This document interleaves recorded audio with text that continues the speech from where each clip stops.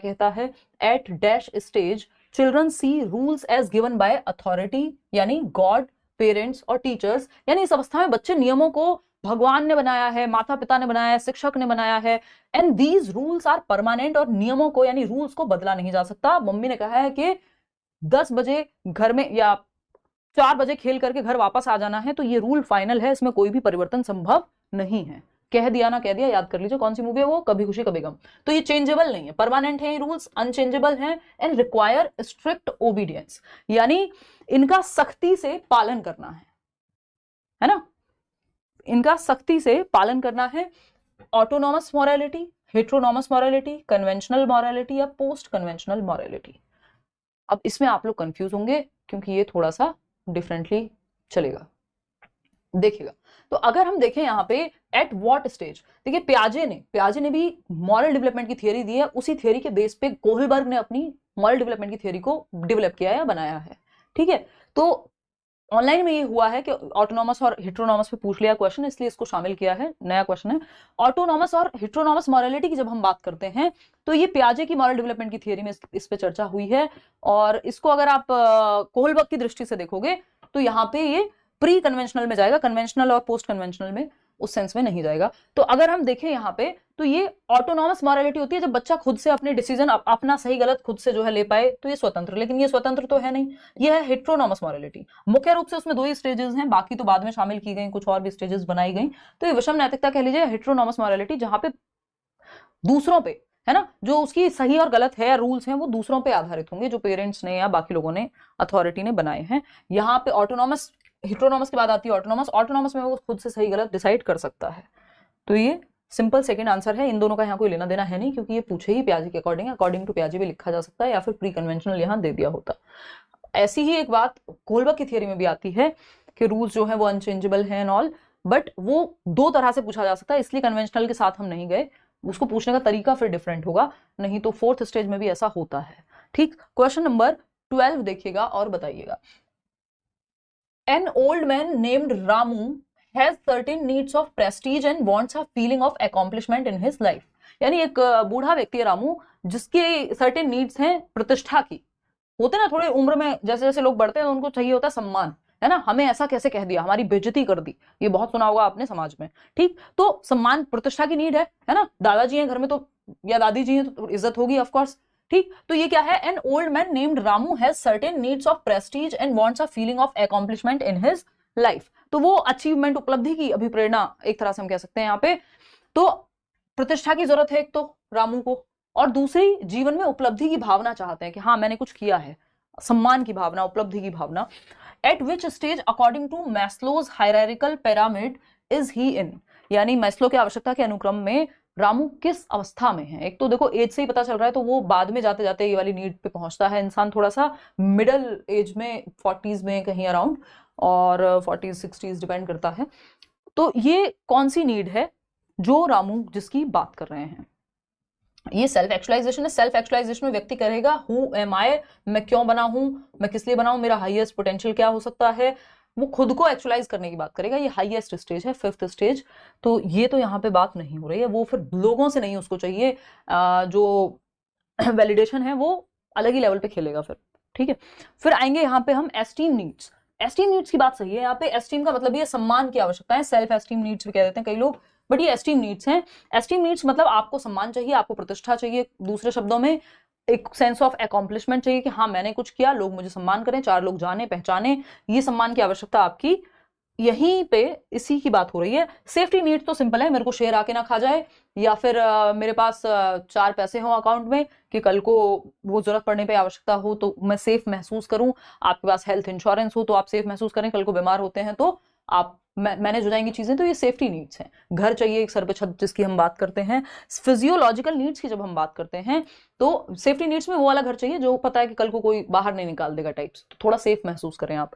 Physiological needs हैं आपकी बिल्कुल वो वाली नीड्स, सर्वाइवल नीड्स जिसको हम कहते हैं, जिनके बिना आप जीवित नहीं रह सकते, खाना पीना सोना, ये सब जो है फिजियोलॉजिकल नीड्स में आते हैं।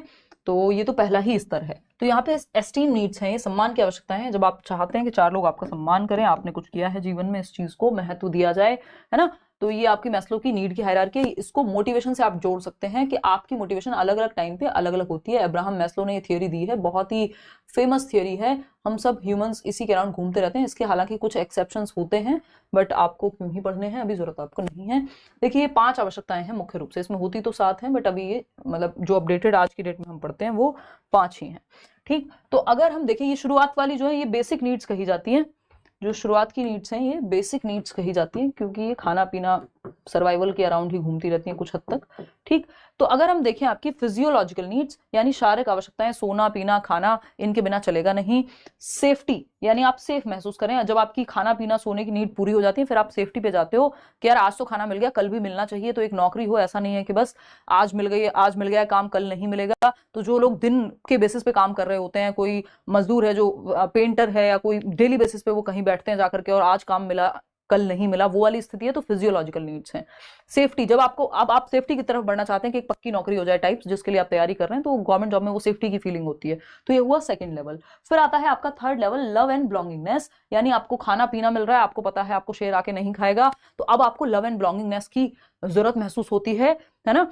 तो वो वाली जो सारी भी प्यार मोहब्बत की बातें हैं या परिवार के साथ कनेक्शन की बातें हैं, वो यहाँ पे आती हैं लव एंड बिलोंगिंगनेस में, कि अब आप चाहते हैं कोई आपको बिलोंग करे और आप किसी से बिलोंग करें, है ना। जिंदा रहने के लिए सनम एक मुलाकात जरूरी है टाइप की जो बातें हैं वो यहीं पे आती हैं लव एंड बिलोंगिंगनेस में। फिर इसके ऊपर आप जाते हैं, अब आपको चाहिए फुल इज्जत यानी एस्टीम की, सम्मान की आवश्यकता है कि आपने कुछ अचीव किया हो, आपको ये लगे। फिर इसके भी ऊपर बहुत कम लोग जा पाते हैं, और अगर जा पाएंगे तो सेल्फ एक्चुअलाइजेशन कहलाएगा, यानी आत्मसिद्धि कह देते हैं कई लोग इसको, कि हु एम आई, मैं बना क्यों हूं, मुझे सच में क्या करना है, मेरा पैशन क्या है, एंड मैं क्या करने के लिए बना हूं, मैं हूं कौन। ये सब वाले क्वेश्चन, ऐसे क्वेश्चन जो थोड़े से आउट ऑफ द बॉक्स होते हैं, वो यहाँ पे आएंगे। ये हाईएस्ट लेवल है। ठीक, चलिएगा खैर आगे बढ़ते हैं नेक्स्ट क्वेश्चन पे। ये है, और एक नीड से दूसरी नीड, जब आपकी एक नीड पूरी हो जाती है तो आप नेक्स्ट लेवल की नीड पे जाने के लिए मोटिवेटेड हो जाते हैं। जैसे अगर आपका पेट ही नहीं भरा होगा तो फिर आप यहाँ एक्चुअलाइजेशन की बातें नहीं करेंगे, आप कहेंगे पहले पेट भर लेते हैं, भूख लगी है, बाद में भजन करेंगे। ठीक, आते हैं क्वेश्चन नंबर 13। क्वेश्चन नंबर 13 देखिएगा क्या कहता है, बताइएगा। क्वेश्चन नंबर 13 फटाफट से जवाब देंगे। देखिए, like Ratan Tata sir in 5th stage, of course बिल्कुल कहेंगे, मतलब बाकी तो मतलब हाँ ठीक है कह सकते हो ऑफ कोर्स। एमपी टेट की पीवाईक्यू की क्लासेस कराएंगे यार, एक सेशन में मैं एमपी टेट का प्रीवियस ईयर क्वेश्चंस कराऊंगी, इसी हफ्ते करा दूंगी, टेंशन ना लो। ठीक है। Noor forgot to bring her tiffin, और वो सी टेट वालों के लिए भी उतना ही महत्वपूर्ण होगा। कल परसों में कराती हूँ, परसों तो शायद क्लास ना हो। Noor forgot to bring her tiffin to school and asked Tanya to share her tiffin, saying you should share tiffin with me today because I shared my tiffin with you yesterday. According to Kohlberg theory of moral development, Noor's statement represent what? यानी नूर अपना tiffin school लाना भूल गई और उसने तान्या से अपना tiffin साझा करने के लिए कहा, और तुम्हें आज मेरे साथ टिफिन साझा करना ही पड़ेगा तान्या, क्योंकि मैंने भी कल अपना टिफिन तुम्हारे साथ साझा किया था। सिंपल बात, नो बकवास, गिव एंड टेक है ये, है ना, कि मैंने उसके लिए इतना किया, उसने क्यों नहीं किया, उसको करना चाहिए था। ठीक, तो ये है give and take, tit for tat, give and take, tit for tat, जैसे को तैसा, you scratch my back and I will scratch yours, है ना, तुम मेरे लिए ये करो मैं तुम्हारे लिए ये कर दूंगा। टिट फॉर टैट है, दुनिया बेशक बहुत हद तक इस पे चल रही है। गिव एंड टेक की जब हम बात कर रहे हैं तो कि मैंने जो किया, तो एक्सचेंज में, म्यूचुअल एक्सचेंज की अवस्था भी कहते हैं इसको, कि तुमको एक्सचेंज में अब करना पड़ेगा, कल मैंने तुमको पेंसिल दी थी, आज तुम्हें भी रबड़ देनी पड़ेगी, यानी इरेजर देनी पड़ेगी। तो प्री कन्वेंशनल स्टेज है ये। प्री कन्वेंशनल में भी ये सेकेंड लेवल है। पहला होता है पनिशमेंट एंड ओबीडियंस, यानी आप आज्ञा का पालन करते हैं क्योंकि पनिशमेंट मिल जाएगी। फिर आता है आपका tit for TET, mutual exchange की अवस्था कह देते हैं इसको, पर्सनल रिवॉर्ड एक्सचेंज समथिंग, मतलब इसके कई सारे नाम हैं। तो म्यूचुअल एक्सचेंज हम सिंपल भाषा में कह सकते हैं, या इंटरपर्सनल रिलेशनशिप भी कह देते हैं कई बार। तो ये है आपका सेकेंड स्टेज प्री कन्वेंशनल। पहले ही स्तर के 3 लेवल दिए हैं प्री कन्वेंशनल कोहलबर्ग ने नैतिक विकास में, यानी मॉरल डेवलपमेंट में। फर्स्ट है आपका प्री कन्वेंशनल, पूर्व पारंपरिक, जिसमें आपका पनिशमेंट एंड ओबीडियंस और ये म्यूचुअल एक्सचेंज आता है। फिर आता है कन्वेंशनल लेवल, जब आप समाज के हिसाब से चलते हैं, और इसमें थर्ड है गुड बॉय नाइस गर्ल, यानी आपको अच्छा लड़का अच्छी लड़की, आपको प्रेज मिले, माँ बाप आप पे बहुत गौरवान्वित महसूस करेंगे, इसलिए कोई काम करो। ये क्या है, ये है pre conventional stage, third stage. Fourth आ जाती है लॉ एंड ऑर्डर की, यानी आपको नियमों का पालन करना है, नियम फाइनल है, वो है फोर्थ, कन्वेंशनल में ही आएगा। फिर आता है post conventional, fifth stage, social contract orientation, समाज में एक नियम बना रहे और आपके भी इंडिविजुअल राइट्स हैं, समाज के भी नियम हैं, ये सब चलता है और समाज में नियमों को बदला जा सकता है यदि जरूरत पड़े, ये फिफ्थ स्टेज है। सिक्स्थ स्टेज में आप दुनिया से लड़ जाते हैं कई बार अपने प्रिंसिपल्स को लेकर के, ठीक है। चलिएगा, नोट्स मिल चुके हैं विक्की, चेक करो, ठीक। तो ये एक बात हो गई, नॉन कन्वेंशनल कोई लेवल नहीं है, तो प्री कन्वेंशनल में भी ये सेकंड लेवल है। क्वेश्चन नंबर 14 देखिएगा, क्या कहता है भाई, a primary teacher usually ignores the demands of her class and teachers through a teacher centred method of teaching. यानी एक प्राइमरी क्लास की शिक्षिका हैं कक्षा 1 से 5 के बीच में, और वो डिमांड करती हैं, वो इग्नोर कर देती हैं बच्चों की डिमांड को कि वो क्या चाहते हैं, और वो टीचर सेंटर्ड मेथड का इस्तेमाल कर रही हैं। टीचर सेंटर्ड मतलब टीचर सेंटर में है, टीचर के हिसाब से मेथड चूज होते हैं, टीचर के हिसाब से टॉपिक चूज होता है, टीचर के हिसाब से सारी चीजें चलती हैं, टीचर का इंटरेस्ट किस में है बजाय कि बच्चों के इंटरेस्ट के। जबकि चाइल्ड सेंटर्ड एजुकेशन को आज के समय में हम फॉलो करते हैं, तो चाइल्ड सेंटर्ड होनी चाहिए एजुकेशन, बच्चे की एज, इंटरेस्ट, एप्टीट्यूड, एटीट्यूड, बच्चे को ध्यान में रख करके मेथड्स का सिलेक्शन हो, है ना, एक्टिविटीज का सिलेक्शन हो, बच्चे को, चाइल्ड को सेंटर में रखे। According to you, rather than ignoring, she should dash on the experiences that child brings with her. यानी ये बच्चों की मांगों को या उनकी आवश्यकताओं को इग्नोर करने की बजाय, अनदेखा करने की बजाय, उनको क्या करना चाहिए, बच्चों की आवश्यकताओं के आधार पे अपने लेक्चर को बिल्ड करना चाहिए, बच्चों के अनुभवों के आधार पे बिल्ड ऑन करना चाहिए, किसको, अपने लेसन प्लान को, या पढ़ाना चाहिए क्लास में, बच्चों के अनुभव के आधार पर निर्माण करना चाहिए अपनी लेसन प्लानिंग का, ना तो इग्नोर करना चाहिए या कभी सुनना ही नहीं चाहिए, सिर्फ पढ़ाते रहना चाहिए, जी नहीं, बच्चे को ध्यान में रखना है, बच्चे के लिए चीजें हो रही हैं, चीजों के लिए बच्चा नहीं है। क्वेश्चन नंबर 15 देखिएगा, क्या कहता है, फटाफट से समझते हैं। क्वेश्चन नंबर 15 बताइए। क्वेश्चन नंबर 15 कहता है, a child argues that Heinz should not steal the drug medicine that can save his wife's life. यानी ये कहता है, आर्ग्यू करता है एक बच्चा कि हाइंस की कहानी जो एक डिलेमा है, दुविधा की कहानी है, जो मॉरल डेवलपमेंट में कोहलबर्ग अपने डिस्कशंस में या अपनी रिसर्च में सुनाते हैं लोगों को जो इन्वॉल्व होते हैं उसमें, और फिर उनसे पूछते हैं सही और गलत के बारे में। तो Heinz should not steal the drug medicine that can save his wife's life because he will be caught and sent to jail if he does so. यानी बच्चे कह रहे हैं कि हाइंस को चोरी नहीं करनी चाहिए थी अपनी वाइफ के जीवन को बचाने के लिए, क्योंकि अगर वो पकड़ा जाता तो फिर जेल चला जाता। रीजन देखिएगा, रीजन क्या है, मॉरल डेवलपमेंट में रीजन इंपॉर्टेंट है कि रीजनिंग क्या दी है, तर्क क्या दिया है किसी डिसीजन को लेने में व्यक्ति ने, उससे पता लगेगा कि वो किस स्टेज पे है मॉरल डेवलपमेंट के। फिर आता है next, according to Kohlberg which stage of moral understanding does the child fall under. किस स्टेज पे आएगा बच्चा, क्योंकि अगर पकड़ा गया तो जेल चला जाएगा, चोरी करना बुरी बात है या समाज में फिर सब चोरी करेंगे, ये सबको साइड रख दिया, सिंपल कहा है, अगर पकड़ा गया तो जेल जाएगा, जेल नहीं जाएगा तो सही है, मतलब पनिशमेंट मिल रही है तो गलत है, नहीं तो सही था। तो इसको हम बिल्कुल पहली स्टेज में डालेंगे, तो punishment and obedience orientation pre conventional level है, समाज से कोई फर्क नहीं पड़ता, बट अगर दंड मिलेगा तो वो काम गलत है, जिसमें दंड ना मिले तो आज्ञा मान लो। यूनिवर्सल एथिकल प्रिंसिपल्स तो खुद के नियमों की बात करेगा, हाईएस्ट लेवल है sixth level, sorry highest level भी है, यानी थर्ड लेवल पोस्ट कन्वेंशनल, परंपराओं के परे पोस्ट कन्वेंशनल कहेंगे।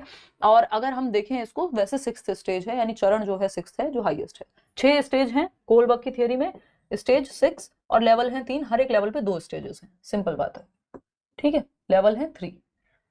इंस्ट्रूमेंटल पर्पस ओरिएंटेशन हो जाएगा सेकंड, टिट फॉर टैट वाला, individual and exchange again same. Question number 16 देखिएगा, क्वेश्चन नंबर 16 क्या कहता है, फटाफट से बताएंगे। A child generally talks to himself, एक बच्चा है जो खुद से बातें करता रहता है। His mother is a follower of Lev Vygotsky, so she refers to this verbal dialogue that her child has with himself as.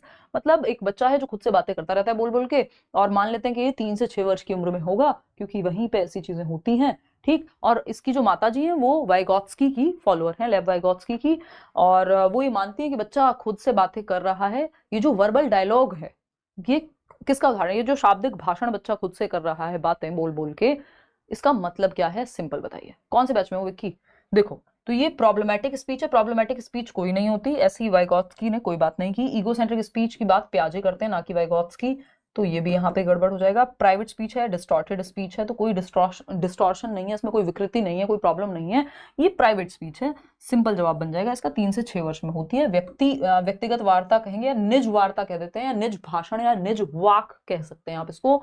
और प्राइवेट स्पीच तो ये 3 स्पीचेस होती हैं वाइगॉत्स्की की थियरी में, जिसमें वो सोशल स्पीच की बात कर रहे हैं कि जन्म मतलब 2 वर्ष तक आते आते बच्चा बाहर लोगों से बात करना सीख जाएगा, मम्मी पानी दे दो, खाना दे दो, ये वो, तो वो 2 वर्ष के अराउंड। फिर आती है प्राइवेट स्पीच 3 से 6 वर्ष में, जब बच्चा खुद से ही बात करके खुद को ही डायरेक्शन देने की कोशिश करता है, अरे ये वाला नहीं बुद्धू, ये वाला खिलौना ऐसे चलाना था, वो खुद से बातें कर रहा है, बोल बोल के कर रहा है, लेकिन आप भी सुन सकते हैं। फिर आ जाती है साइलेंट इनर स्पीच, जो कि थर्ड है, यानी ये जो इंटरनलाइज हो गई स्पीच, अंदर चली गई, अंतर्निहित कर ली उसने ये प्राइवेट स्पीच, अब उसको बाहर बोल के खुद को गाइड करने की जरूरत नहीं, मन में भी बोल सकता है, किसी को बुरा भला कहना है मन में भी बोल सकते हैं, बाहर पता नहीं लगेगा। ये आ जाएगा लगभग 6 साल के अराउंड। ठीक, तो 3 प्रकार हैं। चलिए आगे बढ़ते हैं नेक्स्ट क्वेश्चन पे। क्वेश्चन नंबर है आपका 17। क्या कहता है क्वेश्चन नंबर 17, ये देखिएगा। क्वेश्चन नंबर 17 कहता है, father of Sumit generally gave a racing car to his boy. एक बच्चा है सुमित, उसके जो पिताजी हैं वो अपने बेटे को एक रेसिंग कार गिफ्ट करते हैं, ठीक, and a Barbie to his daughter, और बारबी डॉल देते हैं अपनी बेटी को।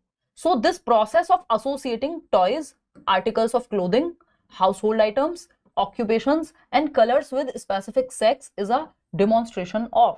बताइए, मतलब सुमित के पिता आमतौर पर अपने बेटे को रेसिंग कार और अपनी बेटी को बारबी डॉल देते हैं, गुड़िया देते हैं खेलने के लिए बेटी को, और ये दुनिया भर में बहुत ही, मतलब हमारे यहाँ तो बहुत ही ज्यादा है, और ये एक कॉमन एग्जांपल है किसका, वो आप बताएंगे। इसलिए खिलौनों, कपड़ों के सामान, कि ये फलाने टाइप के कपड़े पहनते हैं तो ये लड़कों के कपड़े हो गए, ये लड़कियों के कपड़े हो गए। आजकल हालांकि आप देख रहे हैं बहुत सारे यूनिसेक्स क्लोथ्स हैं, मतलब कोई भी पहन सकता है उनको। और व्यवसाय, कि ये काम लड़कियों का है, ये काम लड़कों का है ना। और रंगों को विशिष्ट लिंग के साथ जोड़ना, कि पिंक कलर लड़कियों से जोड़ दिया, ब्लू को लड़कों से जोड़ दिया, है ना। ये वाला काम लड़कियां करेंगी किचन में, लड़का ये वाला काम करेगा। तो ये सब जो एसोसिएशन है जेंडर के आधार पे, जेंडर क्या है, एक सोशल कंस्ट्रक्ट है, सामाजिक संरचना है, समाज ने बनाया है, काम पे नहीं लिखा है, इस पेन पे नहीं लिखा है कौन चलाएगा इसको, चाहे मेल हो फीमेल हो कोई भी यूज कर सकता है ना। किचन के किसी बर्तन पे नहीं लिखा है कि कोई मेल या फीमेल इसको यूज करेगा, कोई भी कर सकता है। ठीक, तो अगर हम देखें जो काम को, कपड़ों को, आइटम्स को किसी स्पेसिफिक सेक्स से जोड़ देना, ये क्या कहलाएगा, ये स्टीरियोटाइप कहलाएगा। साफ साफ के लड़के को दे रहे हैं कार और लड़की को दे रहे हैं बारबी डॉल, तो ये एकदम खराब बात हो गई, स्टीरियोटाइपिंग हो गई। जेंडर स्टीरियोटाइप, यानी स्टीरियोटाइप बोले तो रूढ़िबद्धता, वो चीजें जिनमें लॉजिक कुछ है नहीं बट वो चली आ रही हैं परंपरा की तरह। परंपरा भी शब्द गलत होगा इनके लिए, बट हाँ वो चली आ रही हैं, बन गई हैं, वैसे ही रूढ़िबद्ध हो गई, कन्वेंशन बन गया एक तरह का। तो इवॉल्व जेंडर आइडेंटिटी जैसा कुछ नहीं है इसमें। जेंडर रेलेवेंस, किस चीज की रेलेवेंस, जेंडर थियरी नहीं। तो ये जेंडर स्टीरियोटाइपिंग है, इसमें बायसनेस निहित ही होती है, किसी एक तरफ झुकी हुई होती है जनरली। और कि लड़कियां मैथ्स में कमजोर हैं, ये भी एक तरह का स्टीरियोटाइप। ठीक है जी, जुलाई वाला बैच लिया था, कहाँ रह गए हो, वो तो बात कब की निपट गई। ऐसा लेकिन नहीं मिला अभी तक नोट्स की वजह से, मेरा जुलाई वाला सीटेड नहीं हुआ। कैसी बातें करते हो कि कहाँ से लाते हो ये रैशनलाइजेशन। हाँ, नोट्स तो तब भी मिल गए थे भाई, और जो प्रीवियस नोट्स थे वो भी मिले ही थे। देखो एक बार देखते हैं, अगर उसकी वैलिडिटी बची होगी तो अभी भी डलवा देंगे, मुझे लगता है वैसे डल गए होंगे। Question number 18। Question number 18, if you were to become a teacher, अगर कॉन्सेप्ट समझ में आ जाए फिर दिक्कत कहाँ है। If you were to become a teacher of primary class you should, यदि आप प्राथमिक कक्षा के शिक्षक बनते हैं तो आपको क्या करना चाहिए, बताइए, फटाफट से बताइए।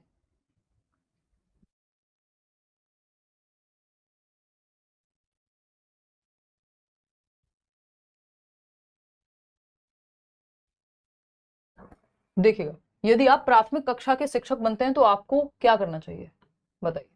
पहला है communicate that she respects and values all cultures in the classroom.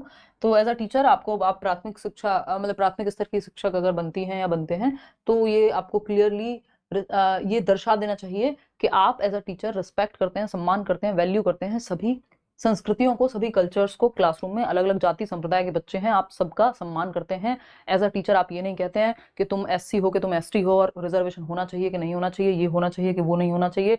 ये सब बातें टीचर को शोभा देती नहीं है ना। चाहे आप पर्सनली, हो सकता है ऐसा, क्योंकि आप एक ह्यूमन हैं और कुछ भी हो सकता है कि आप किसी एक जाति संप्रदाय धर्म में विश्वास रखते हो, बट एज अ टीचर सबसे पहली रिस्पॉन्सिबिलिटी आपकी ये है कि आप हर बच्चे को इंक्लूडेड महसूस कराएं, है ना। नेक्स्ट है मैक्सिमाइज कंपैरिजन। तो आपकी जाति संप्रदाय सब कुछ आप बाहर छोड़ के जाइए क्लास में, या फिर सबको सेलिब्रेट करने की इच्छा लेकर के जाइए, अपने अंदर तक रखिए उसको, अगर पर्सनल आपका बायस है तो। ठीक। मैक्सिमाइज कंपैरिजन अमॉन्ग स्टूडेंट्स, यानी बच्चों में कंपैरिजन को बढ़ावा देंगे आप। Promote students belonging to certain cultures, यानी कुछ संस्कृतियों के बच्चों को आप बढ़ावा देंगे कि ये अच्छा, ये मेरे टाइप के या मेरे स्टेट से आता है तो ये बहुत बढ़िया, बाकी बच्चे बेकार हैं, मेरी जाति समूह को बिलोंग करता है तो अच्छा है ना। तो ये गलत चीजें हैं। Ignore cultural differences and diversity amongst students, यानी बच्चों में जो सांस्कृतिक विविधता है उसको अनदेखा ही कर देंगे। देखिए बच्चों में सांस्कृतिक विविधता होगी ही, चाहे वो भाषा के आधार पे हो चाहे किसी भी आधार पे हो, तो उसको आपको एक्सेप्ट करना, इग्नोर नहीं करना, है ना। एक्सेप्ट करने का मतलब ये नहीं कि किसी एक तरफ झुक जाना है। ठीक। तो मैक्सिमाइज कंपैरिजन को मैक्सिमाइज करना नहीं, कंपेयर करना बिल्कुल भी कोई सही तरीका नहीं है। बच्चे आपको इंक्लूडेड महसूस कराना है, उनको इंक्लूसिविटी की बात करनी है, यानी समावेश करना है हर एक अंतर के बाद। हमारा संविधान भी कहता है यूनिटी इन डाइवर्सिटी की बात हमारे देश में होती है। Communicate that she respects and values all cultures in the classroom, यह बताना चाहिए कि वह कक्षा में सभी संस्कृतियों का सम्मान करती है और महत्व देती है, यानी हर बच्चा महत्वपूर्ण है, वो किसी भी संस्कृति से, किसी भी जाति से, किसी भी संप्रदाय से आता हो, मैटर नहीं करता, हर एक इंपॉर्टेंट है ना। जो शुरुआत में हम बात करते हैं राम नाम सत श्री अकाल एंड ऑल वाली, वो इसी को दर्शाता है कि सभी इंपॉर्टेंट है क्लास में। ठीक। चलिए खैर आगे बढ़ते हैं नेक्स्ट क्वेश्चन पे। क्वेश्चन नंबर 19 क्या कहता है? क्वेश्चन नंबर 19 ये आया हुआ क्वेश्चन है और इंपॉर्टेंट भी है क्योंकि इसमें कंफ्यूजन क्रिएट होने की संभावना ज्यादा रहती है। Which of the following constructs does the right to education act 2009 advocate, यानी आरटीई एक्ट 2009 क्या एडवोकेट करता है? सिंपल ये पूछा है।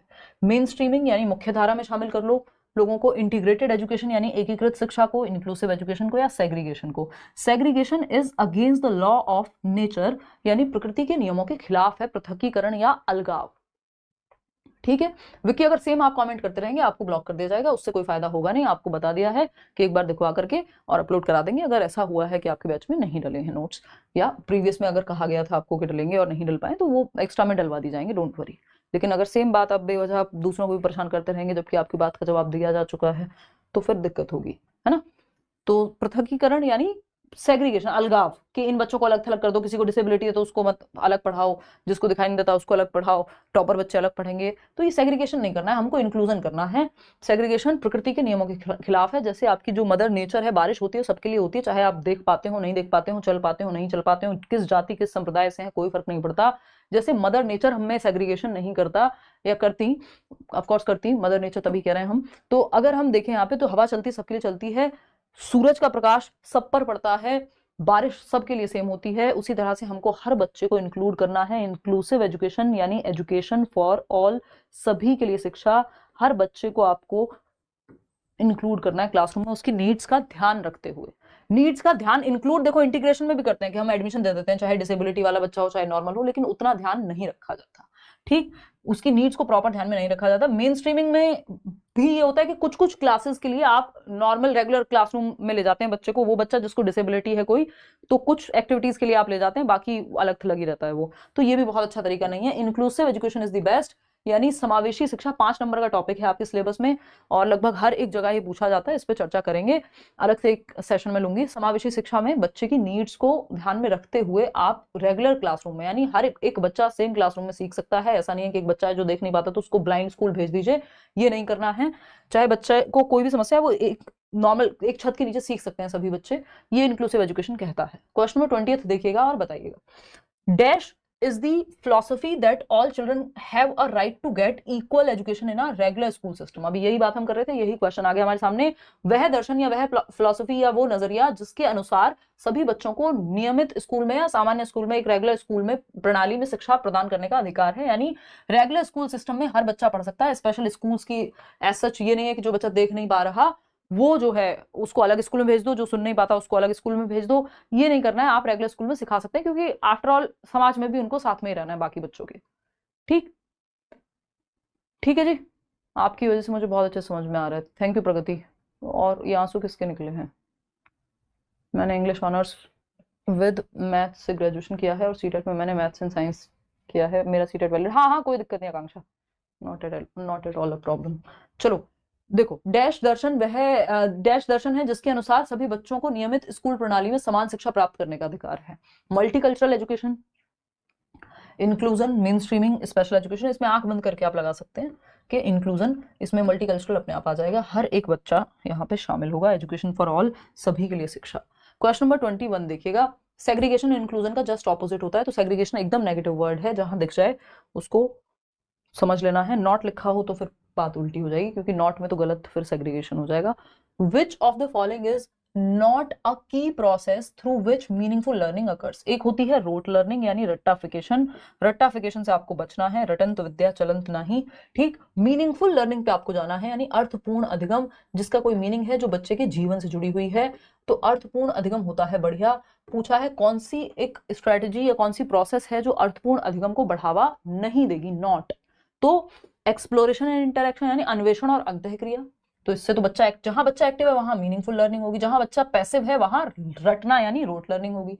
हमको रोट चाहिए क्योंकि मीनिंगफुल लर्निंग नहीं है, वो सही होगा।